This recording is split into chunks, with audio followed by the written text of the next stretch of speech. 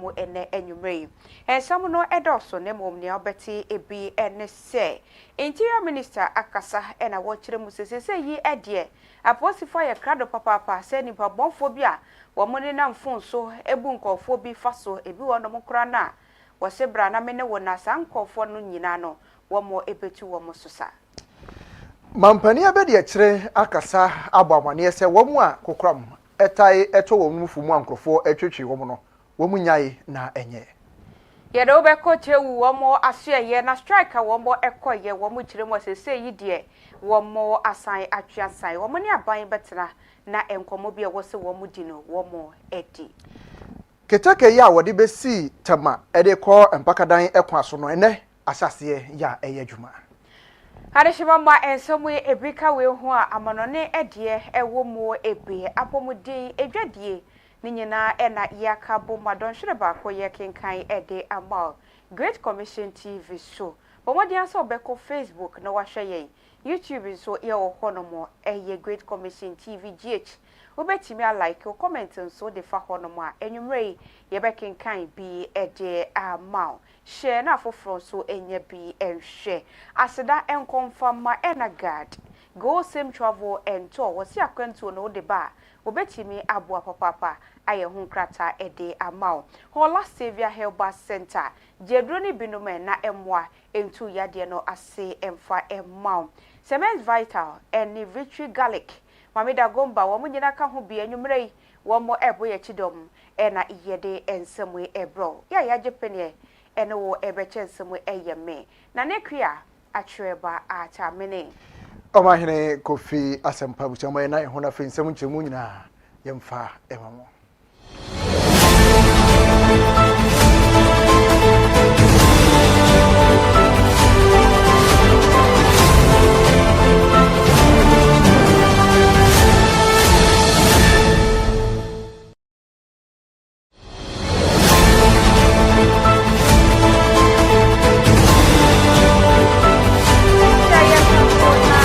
akwaba hembra kase yi eso afi mayemfi enchemu no ase ankasa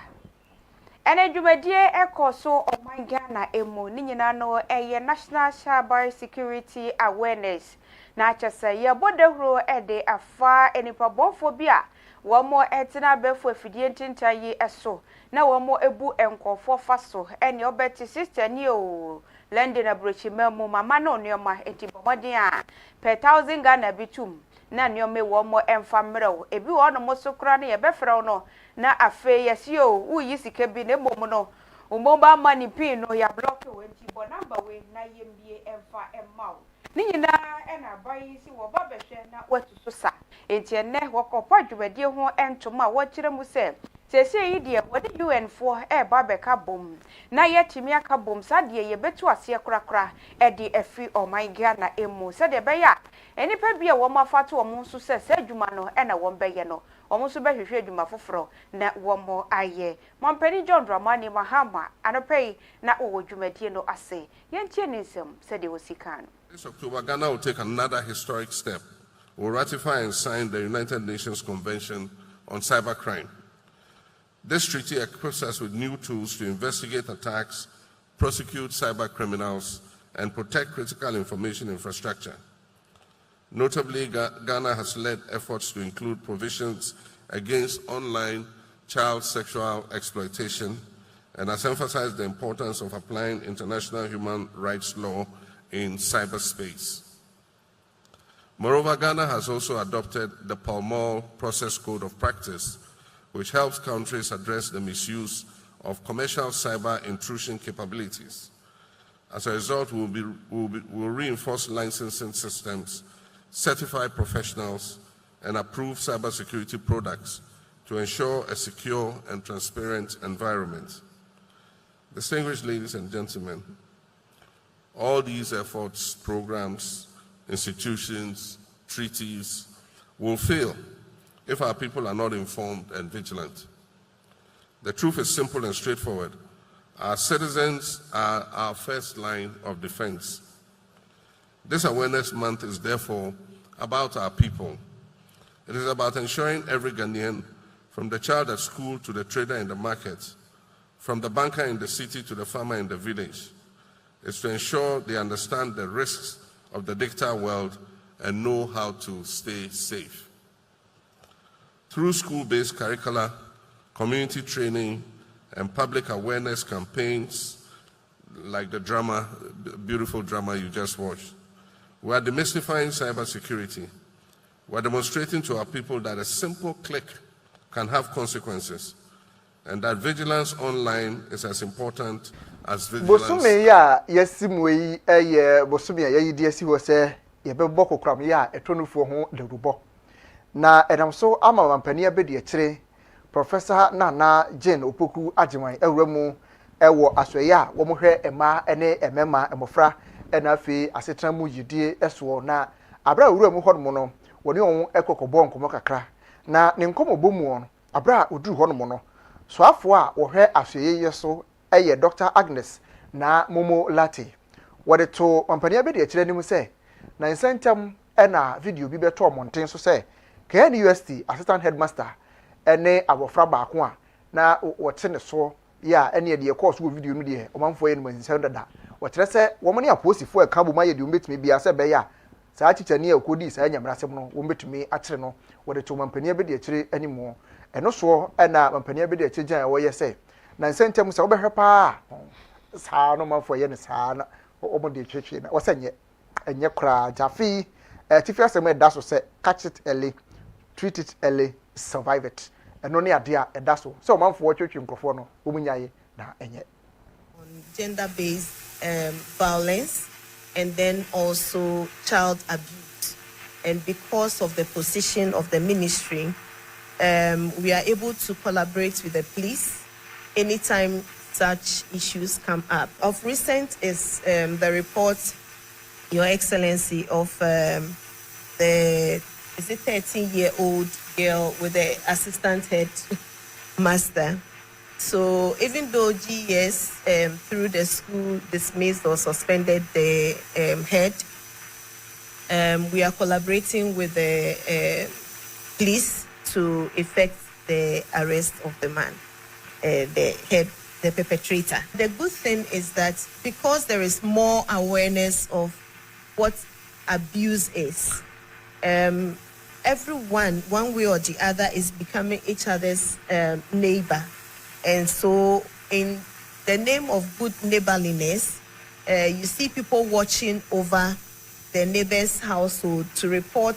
or video abuse cases. And so it puts the ministry and its stakeholders on its toe to get most of these issues resolved. And so in our 16 days of activism, we'll use the month to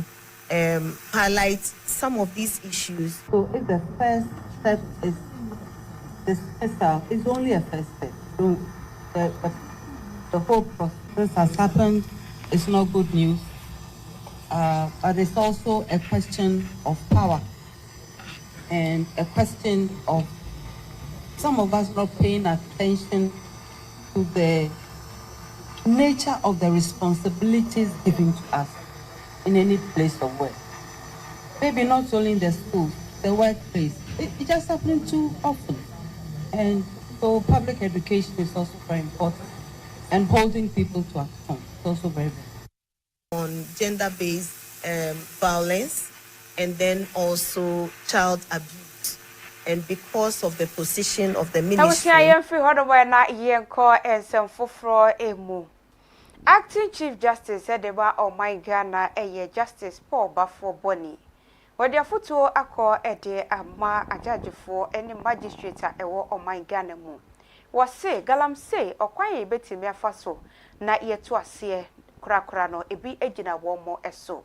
Ne kasa mu na wo kire mu se okọ asem dibia hodo na galam say ebi akwakoye bi ame ya che no.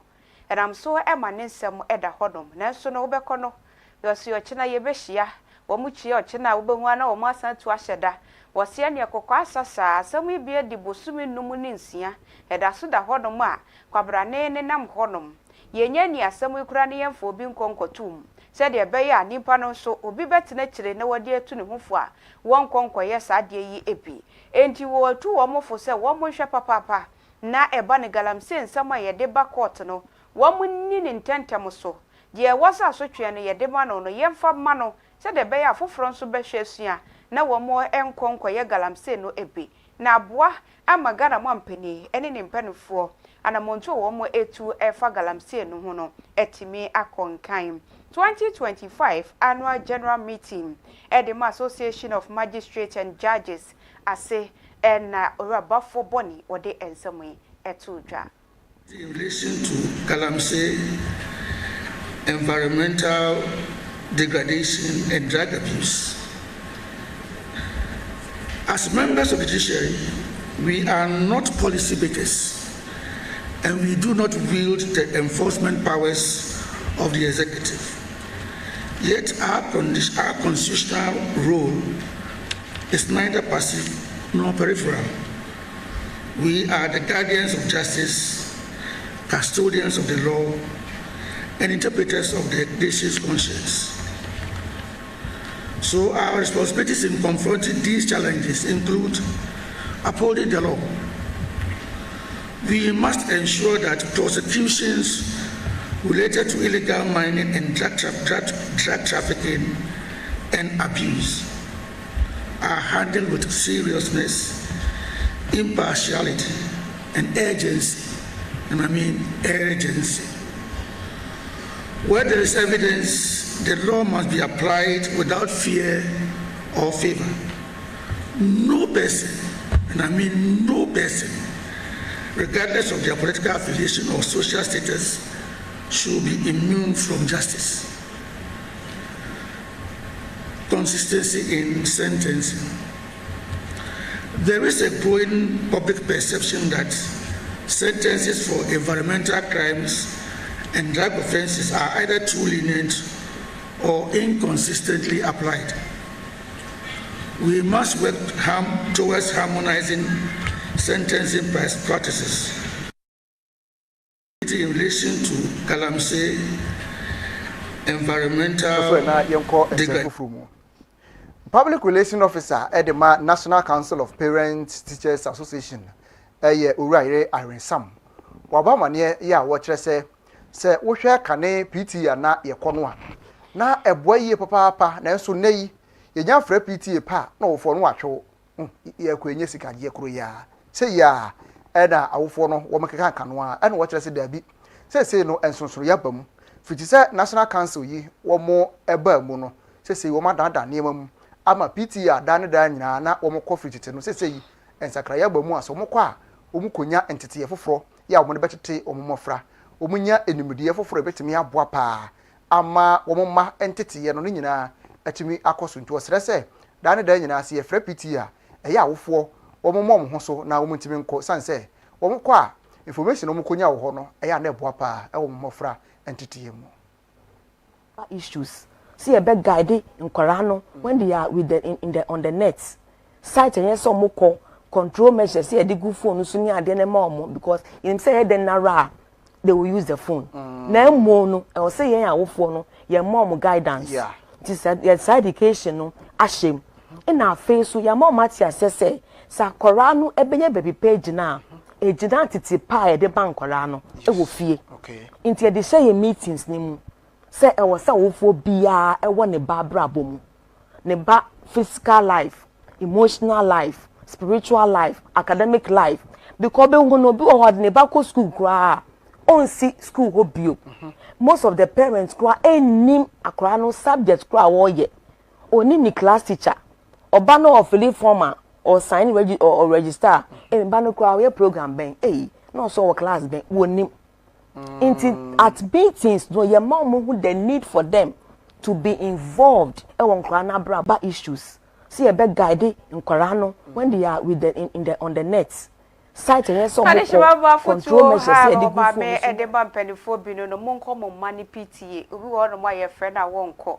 afenso yakasa wo metua sika na watifie na wo kasakasa se school no aye sika je nko a uko PTA na obehunu dia ekoso ewo honom eno ene ensem a maame wode tudwa yenko ensem foforo emwem na ene eye 1st October adwumadi a empanifo ekodi ye ewo bema ho ni nyina no ewo bema camp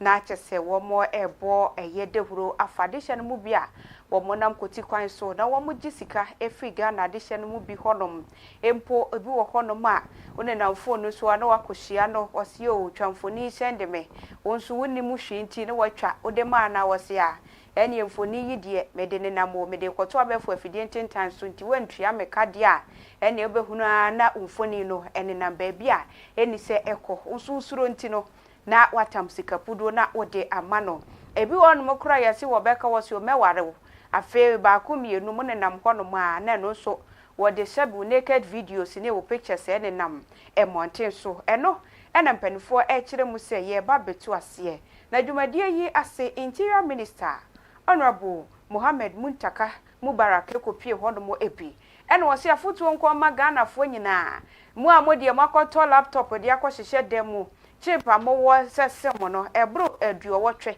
na mugu wono mo frɛ we na mo dane we wose aposifo no sese ya ma wo mo akutrement pa a wo mo de beye sa adwuma yi entinya se ye bechew no akogina wono mo na wo no wo mayi nsɛm ano ye kyewa ye de wo kwa kohyem emra no ene ubedi ne nyonyonyo no wose sa de ye hwɛ na ye tu so sa ewo man Ghana mu a ebetimi abo papa. I would like to highlight the following 5 key areas through which the Ghana Police Service is advancing the fight against cybercrime and strengthening national cybersecurity: crime investigation and digital forensic, intelligence gathering and threat monitoring, capacity building and specialized training, public awareness and stakeholder engagement, and lastly, international and interagency collaboration.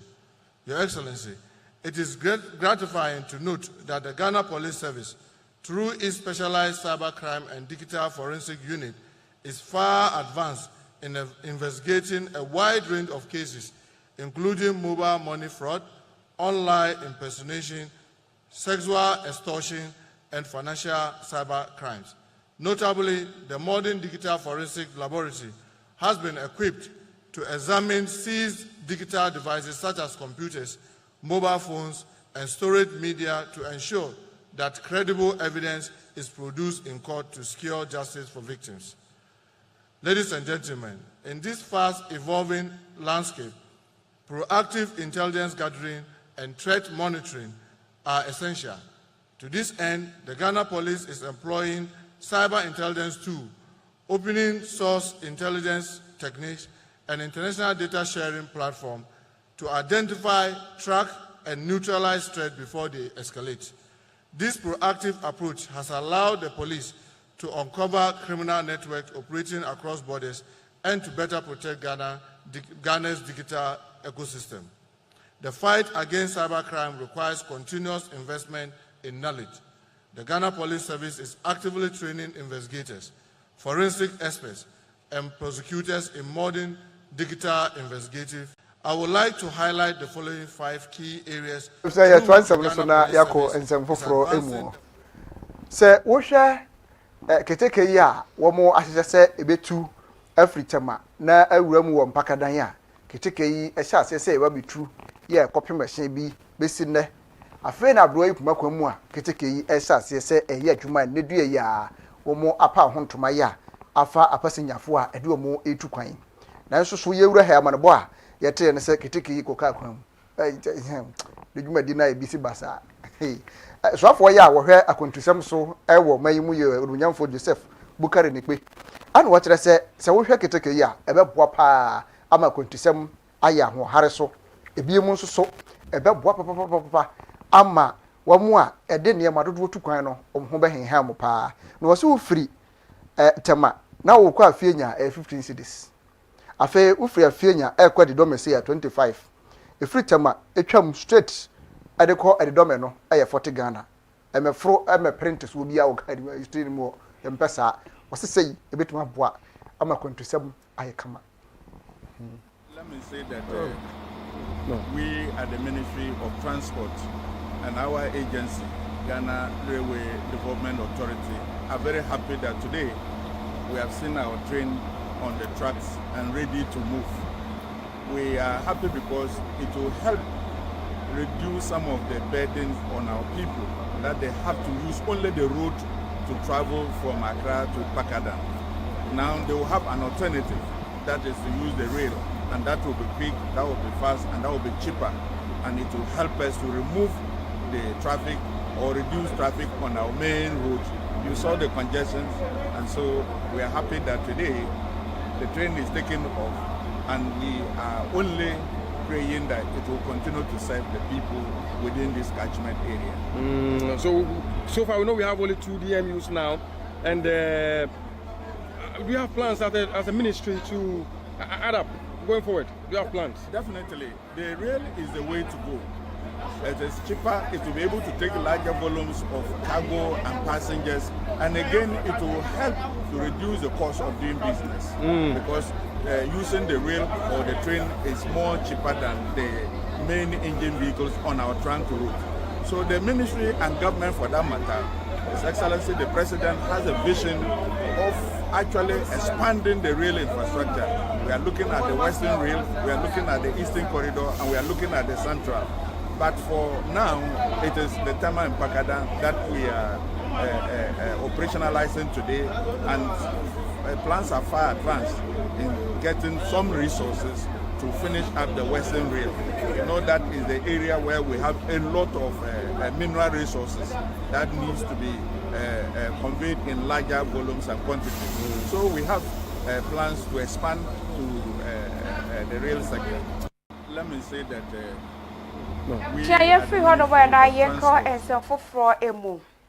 na sentemu eda teachers and educational workers union na yetwa womu tiafre womu setewu womu ye achechefo enkabom eku womu de betu dwa sesese yi se de neoma bi ekono eyade womu de womu aso ene womu neoma begu fom womu enkonkokyera de esanse ye yiwuti de wankasa ho a ye yiwa yibone womu ne mampani ene mpanifo bi akotenase sha empo no eku a womu ate no se ye pankofo bi ewomu a eya na womu de no womu din emamu bi ye cheche neoma nso a ne yetwa womu agya enti no de akwakoya ne sese ne womu enkyera de na wei na womu preprepre ya eneyi womu ayensamtwefo ehyiamu die yase twotwofo pani ede matewu eye ora King James Azotiba na wakasa na wachiremu sese yi de womu atena se ede mpanifo akobenkromu akotwoto adwen ewo honom enti wochina akwakoya ya wada October bosom ni de tosomienu wombe frase asa akwakokyera de ebiom na de omuka nyina ne sha ban na hye womu bo ewa beko womu kotwoto adwen no wosesa aboshe no woni so de okan ye bia no wanyemfa ma womu anye sade a ene etuatie no eye womu right enti wombe san atibiom. September 2025, TEU leadership held a meeting with the Fair Wages and Salaries Commission and our employer institutions. After a very constructive dialogue, the parties resolved to work towards an amicable solution to the concerns of the union. We are expected to meet the Fair Wages and Salaries Commission on the 7th of October 2025 to proceed with negotiations, conclude and sign the various conditions of service of the affected institutions of the TEU of TUC membership. This forms part of the agreed issues with the Fair Wages and Salaries Commission during our engagement. As a result of the positive development, TEU has decided to suspend the indefinite strike action with effect from today, Wednesday, the 1st of October 2025, to allow for further discussions and implementation of the agreed terms. All TEU members in the aforementioned institutions are expected to resume work by Thursday, the 2nd of October 2025, September 2025, TEU leadership. After a remu war in free mantamno emo aguna is emrasebejani eye oronyamfo Queensta Pokuya Soya Nabra wabontua ewa fimpinu ene adwinu nan ya yakwakoto abamu no wo hye nanamo ahemafo ewo ho ebose nyame yadom na otumi di nkonimu a obebro mo ba sesoro nkokora ya wo mutu kan bia obetumi ede akọ ampa ode wo se ayoyo ama basi wapa hontuma fefefe pa ede ama wo mo na abradmadi no ekoso no na hema ya wo aguna nsaba na nanama trankonya na nadwoa nkansa eduam ye otoso miensa wode toso bia na wo bom na sebedwadin abaso pa ene adwumaso ya waye bosha wo hyeye ene dia wadi so nanu biem ena wode toso a kire se wo mpotem ho de akwan nyewu sabe akwan afon pa wo nam so pa wo mpotem ho kwan ye pa ne se wo firi so adu ede fa kwanya kopiem bodwa se no kwan ne kwan ye wo honom yaka nyina tutu se wadu mbasa ena wo nam so a etu sere se na sebedwani fa nkwa aban mu na omutumi emrameye ma wo mu eno achi ena na sebedwani so ede bitu so a ono so kire se de o maka nyina no obehwe na watu so anamo ede ama wo mu ayamsida one nana noma himba fuhia na ohyehenbo se afi one yembehia na wo achede kese ede ma ahimba fo esanse eto se bia ya kwentu ha adwen kakra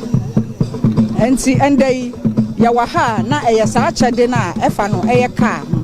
ena nde o present ede ma nana nom ahimba fo ya dana se papa ya semu ina ne sanyame onhira na ya fasa akwenja iso ya dana se awie yenim se mbodembo bebre ena obo se ya kwan a wo ye mensim ha no so ha adwen kakra sisi asa wo hwe eye suedru na ne mpatem a efa na aguna east and west a ekwan a eye ebia efi suedru wo befa konyako to den border ase akwan aka nyina asai enu nti yenim se ya maame de oka obeye osia oyo na ya fasa akwenja iso asre ye maame se oni ye papa eye president John Dramani Mahama ono so ono ne Ghana for ye hope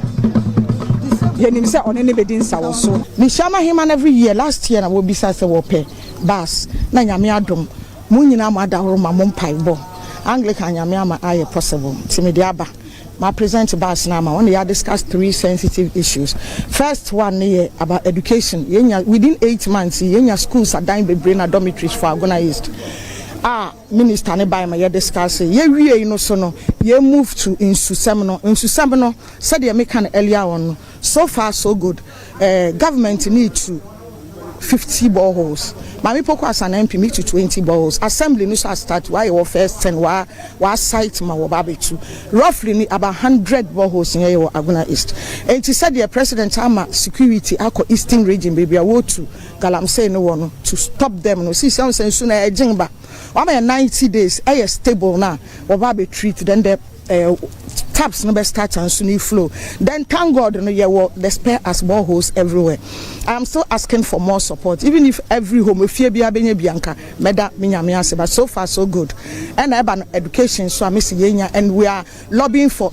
furniture for almost all the schools. I will lack furniture. The last one we roads, which is very bad. But in 8 months in office, many honorable Agboja road minister Akasa, why show me a big push, we have our quota in it. Into me bumper us in the next 1 or 2 weeks, we'll come back to the road. Ebaba ye kwai no nasro aba yenim. So good. Kasi Great Commission Television Esoma yenyina Aguna is nkomo iso na fe ye na ye ho ye ba ye rubeko amahodo so ensemu ye ba sesia.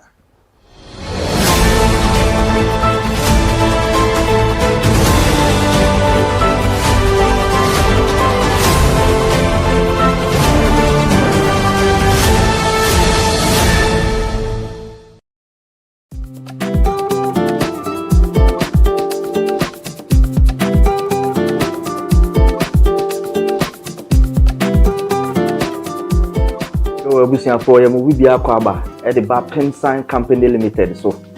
edmaku a wo Ghana ha wakofa eduro nwanwaso e de abadwa so a eduro no eye nwanwade akese eduro ni din ne Semens Vital Herbal Mixture and Capsule eduro na ne mra na de agan no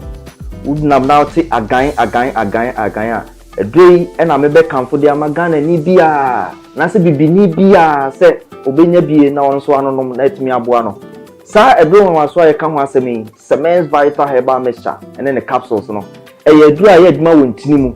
edrei uyo bia sabi o mema sem eda fom tinkaja bema ne ntimi man mu so kra bema ne ntimi mpagya no ho uye bema sabi woni obehiem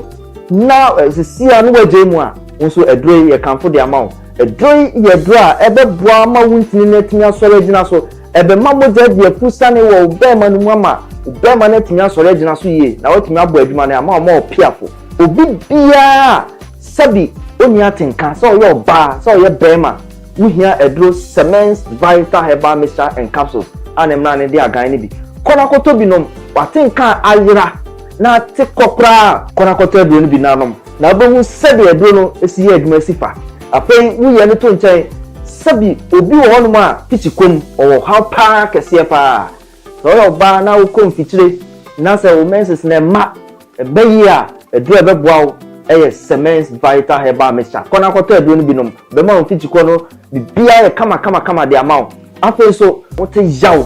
o wo tichiko mu a edro ebeboa eye Semens Vital Herbal Mixture and Capsules afei so obi wo ma sabi wo akoja ne nan no na moja di etire we oba na otisa de bia hu moja no tieniye pa se moja no ye gon bright red we no ka se bright red a na se do betima abo ma moja ni nyina to atwa e de ama okra apen so obi so a sabi ne to ase twetwe no we ni kan se sciatica wo sciatica e de betima abo ama yawo ne twetwe na e wo ni nyina etima ati akokra no e ye agan Semens Vital Herbal Mixture and Capsules. Edro no eye adwuma wontini mu. Na enuane no bi wo edro wo mu a eboa pa. Ye fen nitric oxide. Say nitric oxide no wunya eba oni padua ma enti bi emu asi enti na akatare. Ba bebiem ba be hu ntini no amantini metuma da wo model etime de afusane. Usisi ena ye wo neurotransmitters a sonifree adwen no ho ena eba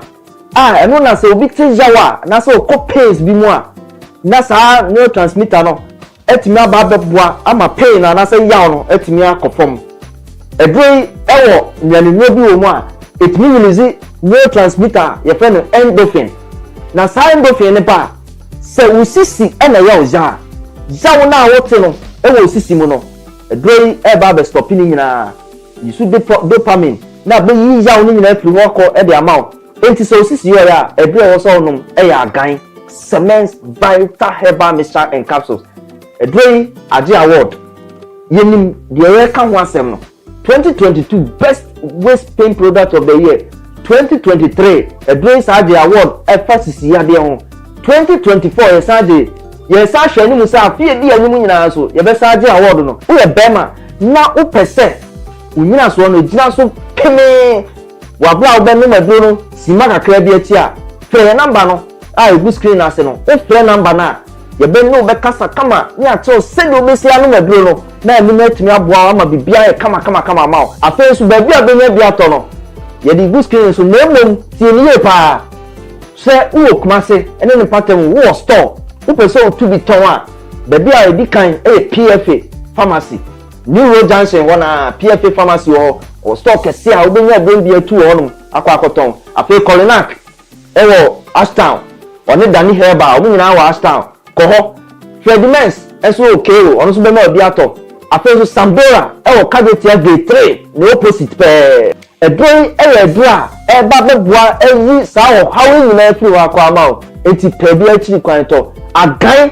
a etrese ejan no pebito na enkotote e ma na so nya wa ho den pepepe e da ma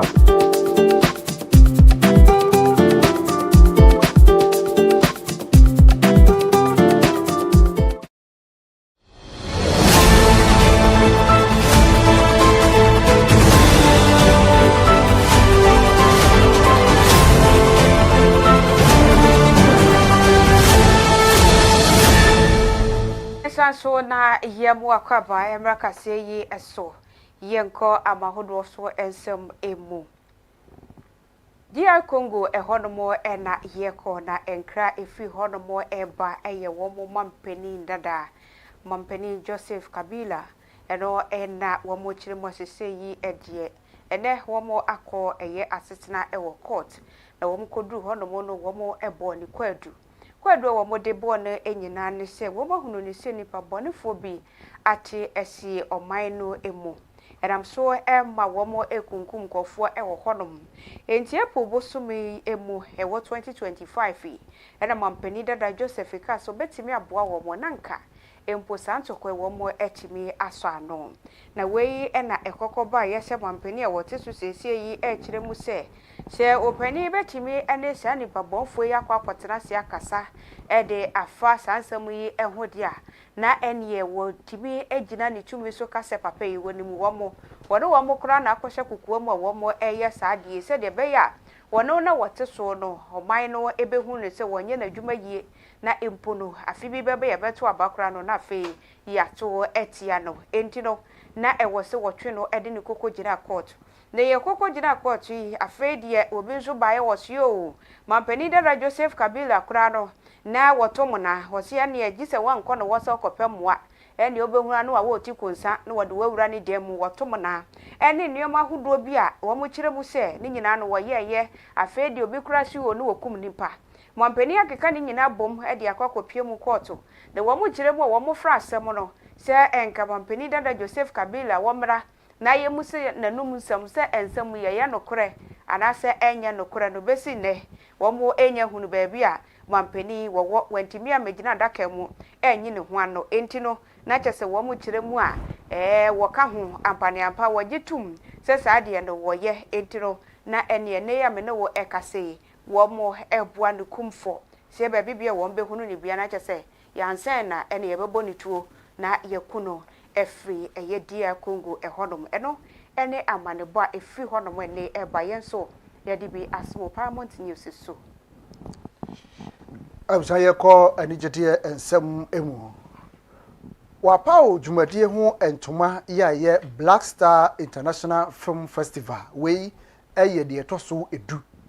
na jumadie no ase no peni kwanchefo ya woda ano ese president eye Awura Juliet Asante wakasa ya ogba mane ese o my Ghana ade ba akopa ya etete na edienya eye yadwene ye kitaye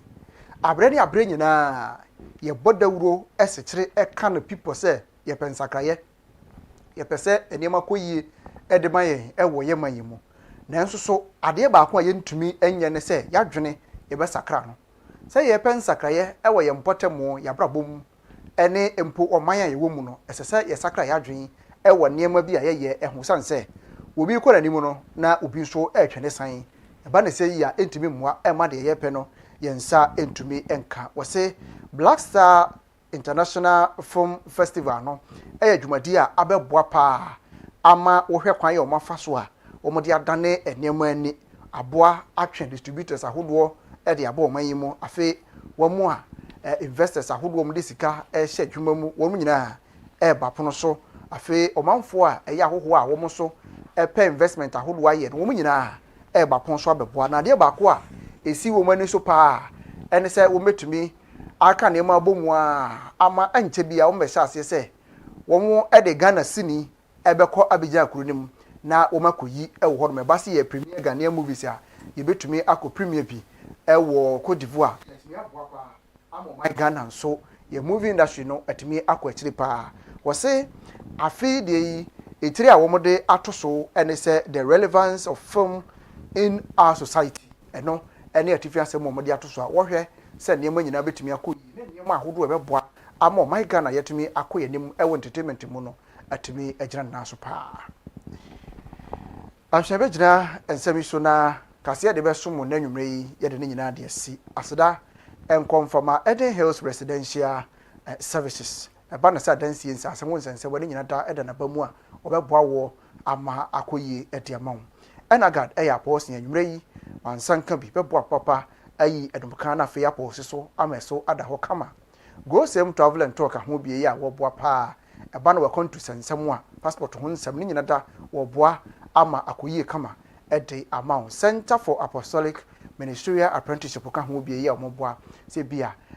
enyamsem na wo pese wo yo asofosem bie na pese wo yo ne nyina obeboa wa ma da yeso atima bom edi ama onyumakoi ene afoforo bi ka ho ye anwumre yi wo mo so ya sene a dinsemi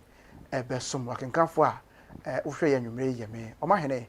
Kofi Asempa mene na nekua hatreba a chebusia da se papa sa oje bre na wohwe ye fidie mu hanso yeda monyina ase MC camera production team no aseda enko emfa emambo yema mo ne hwa adehye yakram